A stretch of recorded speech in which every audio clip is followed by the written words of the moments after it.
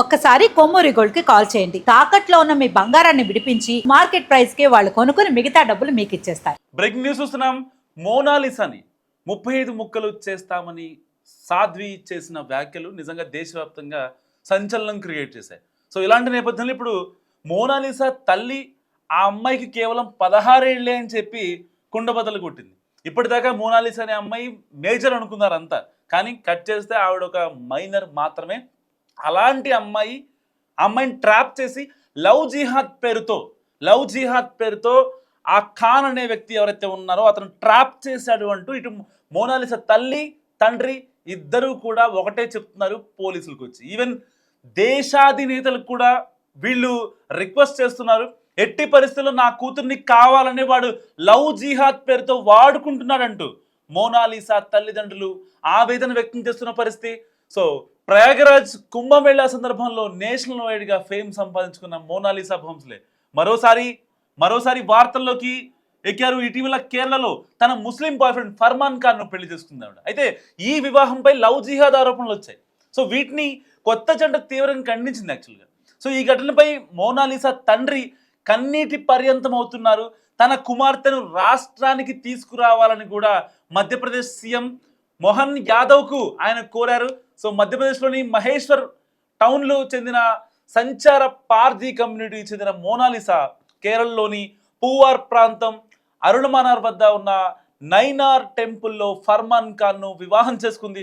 ఈ వివాహానికి కేరళ ప్రభుత్వంలోని మంత్రులు కూడా హాజరవటం అండ్ ఎంపీలు కూడా హాజరవటం ఇదొక హఠాత్ పరిణామం చెప్పొచ్చు.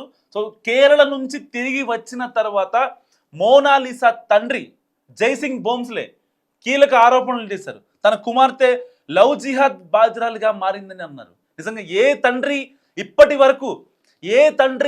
వరకు ఇండియా చరిత్రలో బయటకు వచ్చి నా కూతురు లవ్ జిహాద్ పేరుతో ఒక బాధితురాలుగా ఉంది అని చెప్పడం ఫస్ట్ ఎగ్జాంపుల్ అని చెప్పుకోవచ్చు.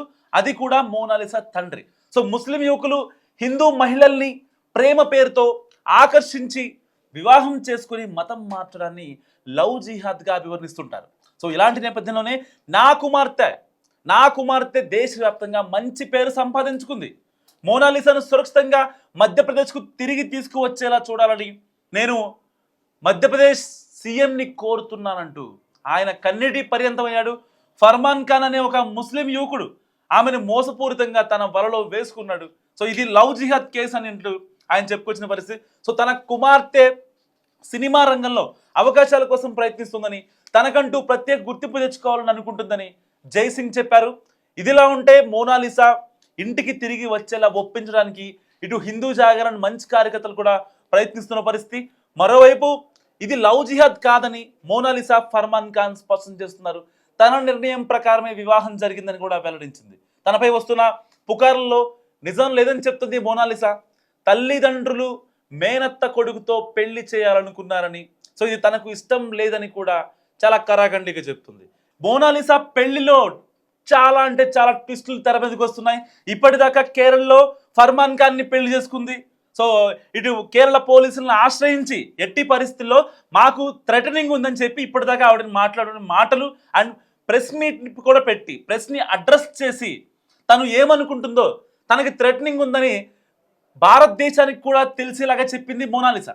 మరి ఇలాంటి నేపథ్యంలో తన బావతో అయితే మేనత్త కొడుకుతో వివాహం వద్దనుకునే ఫర్మాన్ ఖాన్ని పెళ్ళాడిందా, లేదా దీంట్లో ఏమన్నా ఇటు విశ్వ హిందూ పరిషత్ కావచ్చు అండ్ హిందూ సంఘాలు కావచ్చు వీళ్ళు చెప్తున్నట్టుగా నిజంగా దీంట్లో ఏమైనా ఎలకత్ మఫ్లియా ఉందా? ఎందుకంటే తన తండ్రి బయటకు వచ్చి తన తల్లి బయటకు వచ్చి వాళ్ళు ఆవేదన వ్యక్తం చేస్తున్నారు. చేతికి వచ్చిన కూతురు మాకు కాకుండా పోయింది, లవ్ జిహాదే ఇదని చెప్పి చాలా కరాఖండిగా చెప్తున్నారు.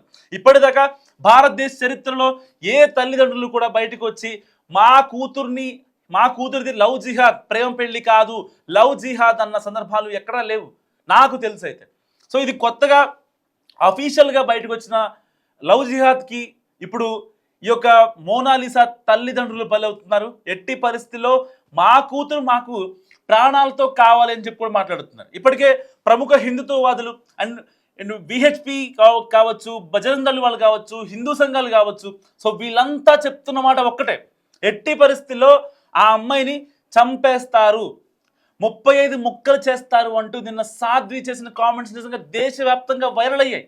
మరి ఇలాంటి నేపథ్యంలో మోనాలిసా నిజంగానే చనిపోబోతుందా అంటే అవుననే సమాధానాలు కూడా వినిపిస్తున్నాయని కొంతమంది చెప్తూ ఉన్నారు. ఎందుకంటే ఒకవేళ ఆవిడ మతం మార్చుకొని పెళ్లి చేసుకుందా, తన మతాన్ని యాక్సెప్ట్ చేసిందా, లేకపోతే ఫర్మాన్ ఖాన్ ఓకే చెప్పాడా, అసలు ఏ మతం ప్రకారం, ఏ సాంప్రదాయం ప్రకారం, ఏ ట్రెడిషన్, ఏ కల్చర్ ఇన్వాల్వ్ అయింది వీళ్ళ పెళ్లిలో అనేది ఇప్పుడు ఎవరికి అంతు చిక్కని ప్రశ్నలు. పర్టికులర్గా విహెచ్పి, బజరంగ్ దళ్, హిందూ సంఘాలు ఇన్వాల్వ్ అయ్యాయి కాబట్టి నిజంగా అక్కడ ఒక హిందూ ఆడపిల్లకి, ఒక హిందూకి హిందూ సాంప్రదాయం ప్రకారం పెళ్లి జరగలేదు కాబట్టి వీళ్ళందరూ ఇన్వాల్వ్ అయ్యారని అనుకోవచ్చా? లేదు. ఇక్కడ ఫర్మాన్ ఖాన్ చాలా సాఫ్ట్గా, జెంటిల్గా మీడియాని అడ్రస్ చేస్తున్నాడు. మరి ఇక్కడ ఇష్టపడ్డ మోనాలిసా గురించా, లేకపోతే అక్కడ ఎలాంటి కాన్సిక్వెన్సెస్ జరగకూడదనా? సో ఎన్నో ప్రశ్నలు, నిజంగా ఎన్నో ప్రశ్నలు. అండ్ కట్ చేస్తే వీళ్ళ పెళ్ళైన కరెక్ట్గా 4 రోజులకి ఎప్పుడైతే ఆ విషయం ఇంట్లో తెలిసిన తర్వాత వీళ్ళ అమ్మ నాన్న అందరూ బయటకు వచ్చారు. దేశవ్యాప్తంగా మోనాలిసాకి పెళ్ళంట. అంటే ఇప్పటిదాకా ఒక కామన్ ఉమెన్ పెళ్ళి దేశవ్యాప్తంగా సంచలనమైన క్రియేషన్ ఎప్పుడు లేదు. ఈవిడ కుంభమేళాకి వెళ్ళడం, అక్కడ పూసలు అమ్ముకోవడం, అండ్ దాని తర్వాత ఒక మంచి ఫేమ్ రావడం, షాపింగ్ మాల్స్ని అడ్రస్ చేయడం, షాపింగ్ మాల్స్ని ఓపెన్ చేయడం, బంగారం షాపుల్ని ఓపెన్ చేయడం, ఎక్కడెక్కడి నుంచో పొలిటీషియన్స్ రావడం, ఎక్కడెక్కడి నుంచో ఫ్యాన్స్ వచ్చి సెల్ఫీ మేడం అంటూ ఓవర్ నైట్ స్టార్కి వెళ్ళిపోయింది ఆవిడ. నిజంగా ఓవర్ నైట్ స్టార్ అయింది కాబట్టే ఇవాళ ఈ పిచ్చి డెసిషన్ తీసుకుందా. సొంత తల్లిదండ్రులనే ఇన్నాళ్ళు ఆ అమ్మాయిని కని పెంచి అంత పెద్దదాన్ని చేస్తే వాళ్ళనే కాదని స్టేజ్కి ఆవిడ వెళ్ళిందంటే సో వెనకాల ఎవరున్నారు ఈవిడ వెనకాల? అంటే ఈవిడ ఒక మైనర్గా తీసుకున్న డెసిషన్ ఆ అమ్మాయి కరెక్ట్ అని అనుకోవచ్చా? లేదు. రేపొద్దున ఎలాంటి సిచ్యువేషన్ జరుగుతుంది ఆవిడకి తెలియదు. ఈవెన్ పెళ్ళి ఏదైతే 3 ఊళ్ళు కట్టించుకున్న మోనాలిసాకు కూడా తెలియదు. మరి ఇలాంటి నేపథ్యంలో మోనాలిసా అనే అమ్మాయి 35 ముక్కలు అవుతుందని సో చాలామంది మాట్లాడుతున్నారు. మరి అలాంటి అమ్మాయి ఒకవేళ 35 ముక్కలు చేస్తానంటే ఎవరు చేస్తారు? ఎదురుగా ఉన్న ఫర్మాన్ ఖానా, లేదంటే ఇంకెవరన్నానా? అసలు ఫర్మాన్ ఖాన్తో పెళ్లి చేసుకోవాలి, మతాంతర వివాహం చేసుకోవాలి, ఇలాంటివి అసలు ఆ అమ్మాయికి ఎలా వచ్చాయి?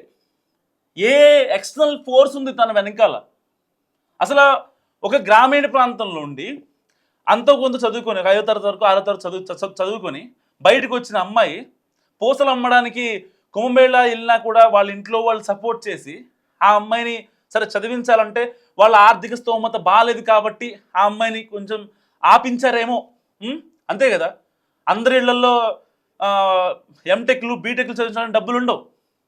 సో వాళ్ళ పరిస్థితులను బట్టి, వాళ్ళ ఆర్థిక స్థితిగతులను బట్టి వాళ్ళ యొక్క చదువులు డిపెండ్ అయి ఉంటాయి. ఒకవేళ ప్రభుత్వం ఫ్రీగా కట్టించిందన్న బట్టలకు కూడా డబ్బులు లేక పిల్లల్ని స్కూలుకు పంపించిన వాళ్ళు చాలామంది ఏమంటారు? మస్తు కామెంట్ చేయండి.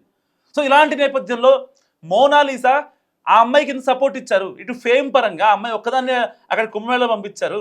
అసలు ఆ అమ్మాయి మీద అంత నమ్మకం ఉంది వాళ్ళకి. అలాంటి అమ్మాయి ఇటు ఫేమ్ వస్తుంది, కరెక్ట్గా ఒక కెరీర్లో ఆ అమ్మాయిని పట్టుకొని వీళ్ళు కూడా ఎదగొచ్చు, వాళ్ళ కుటుంబం కూడా మంచి కార్లలో తిరగొచ్చు, మంచి ఇల్లు కట్టుకోవచ్చు అనే హోప్లో ఉన్నారు బేసిక్గా వాళ్ళంతా. అలాంటి వాళ్ళ ఆశల మీద నీళ్లు జల్లి వెళ్ళిపోయింది సింపుల్గా మోనాలిసా.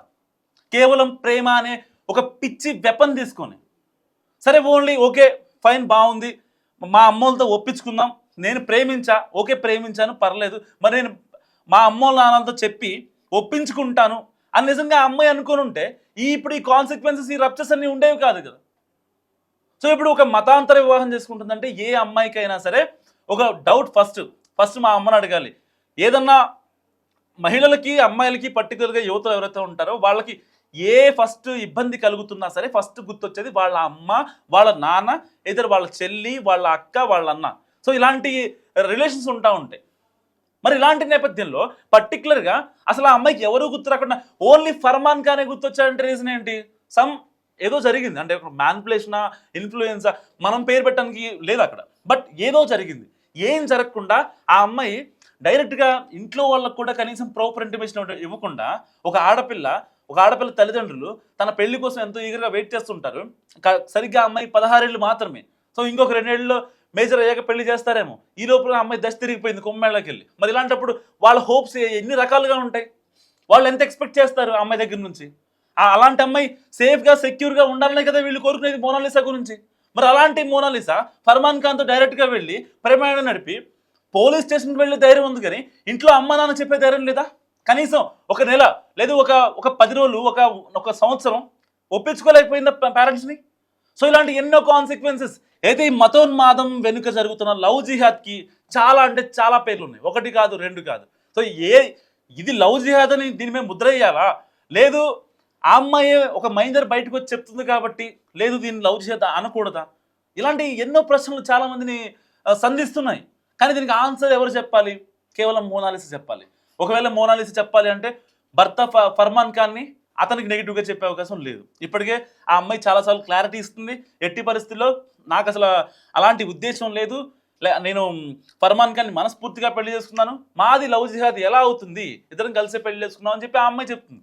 ఆ అమ్మాయి విషయంలో ఆమె క్లారిటీగా ఉంది. కానీ ఇక్కడ ఏదైతే ప్రశ్నలు రైజ్ అవుతున్నాయో సమాజంలో వాటికి మాత్రం స్పందన లేదు. సో మస్తుగా మోనాలిసా గురించి మీరేమనుకుంటున్నారు? మరి ఇది నిజంగా లవ్ జిహాదా లేకపోతే ఇంకేమైనా ఎక్స్టర్నల్ ఫోర్స్ యాడ్ అయిందా? మస్తుగా కామెంట్ చేయండి.